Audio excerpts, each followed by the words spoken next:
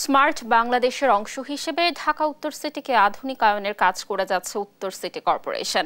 থাকছে অত্যাধুনিক প্রযুক্তির এআই ট্রাফিক সিস্টেম, বর্জ্য থেকে বিদ্যুৎ উৎপাদনের মতো ব্যবস্থা। সোমবার ঢাকা উত্তর সিটি মেয়র আতিকুল ইসলামের দায়িত্ব গ্রহণের 4 বছর পূর্তিতে আয়োজিত প্রেস ব্রিফিংয়ে এসব কথা জানান তিনি। এছাড়াও এলিভেটেড এক্সপ্রেসওয়ের নিচের ফাঁকা জায়গাগুলোতে খেলার জায়গা তৈরি, বিভিন্ন খাল ও খেলার মাঠ উদ্ধার এবং বৃক্ষরোপণ সহ নানা উদ্যোগ নেওয়ার কথাও জানান মেয়র। বর্জ্য ব্যবস্থাপনায় আমরা ইতিমধ্যে আপনারা জানলে খুশি হবেন যে আমরা বর্জ্য থেকে বিদ্যুৎ, এটি অনেকবার আপনারা আমাদের সাথে বিভিন্ন প্রোগ্রামে গিয়েছেন সাংবাদিক ভাই বোনেরা, এটি এখন আর স্বপ্ন না, এটি বাস্তবে। গত 7 মে আমার ঢাকা উত্তর সিটি কর্পোরেশনের সিইও এবং সিডব্লিউএমও তাদেরকে